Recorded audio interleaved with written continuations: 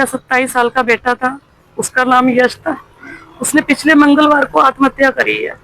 मेरा बेटा बहुत ही, कोई नशा पत्ता किसी चीज का ऐब नहीं था मेरे बेटे के अंदर। बहुत मेहनती था, जानवरों की भी सेवा करता था, कुत्तों की भी करता था, पूरी फैमिली की देखभाल करता था, अपने पापा की भी बहुत मदद करता था। ये समझ लो कि मेरा बेटा वो हीरा था।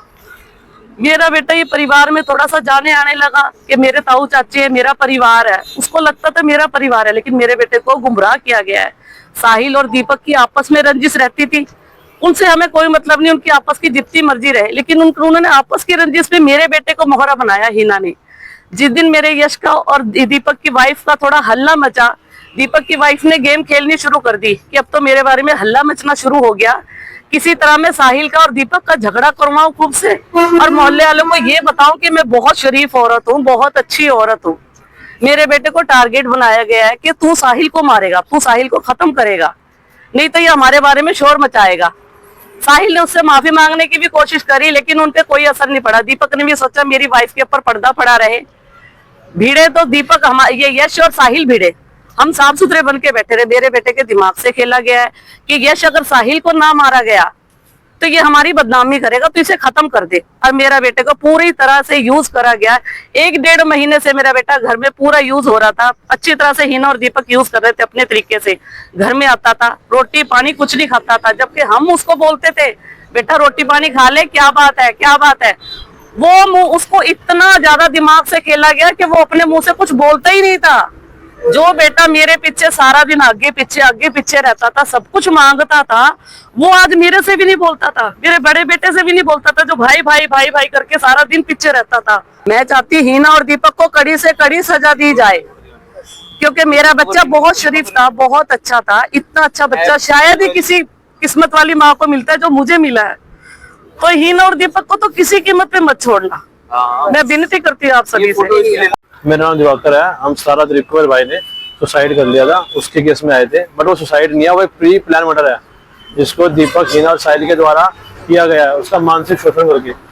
तो अभी सच्चे साथ मिले थे, उन्होंने हमें आश्वासन दिया है कि हम कार्रवाई करेंगे, मगर हम एक गुजारिश करते हैं कि ये कार्रवाई जल्द से जल्द की जाए।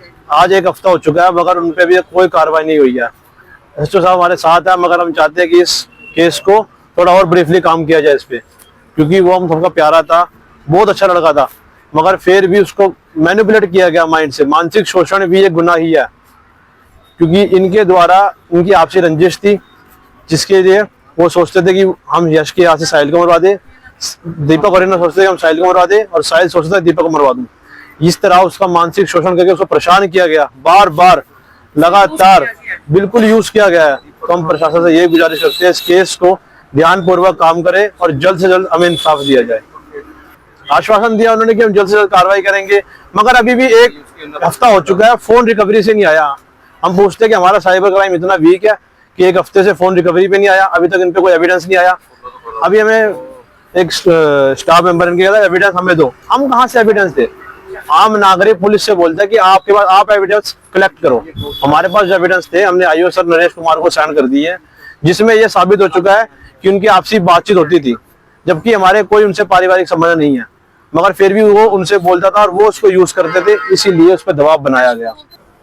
ये 12 क्रॉस रोड का यश है जी, उम्र 26 साल।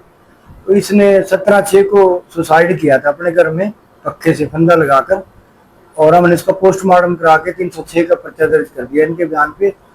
अभी इसमें कोई सुसाइड नोट या कोई रिकॉर्डिंग या कोई एविडेंस नहीं सामने आई, और एविडेंस इसकी इकट्ठी कर रहे हैं। जैसी भी कोई एविडेंस आई तो अभियोग में आगामी कार्रवाई की जाएगी। एविडेंस इसीलिए इकट्ठी कर रहे हैं, उनके खिलाफ क्या एविडेंस आती है।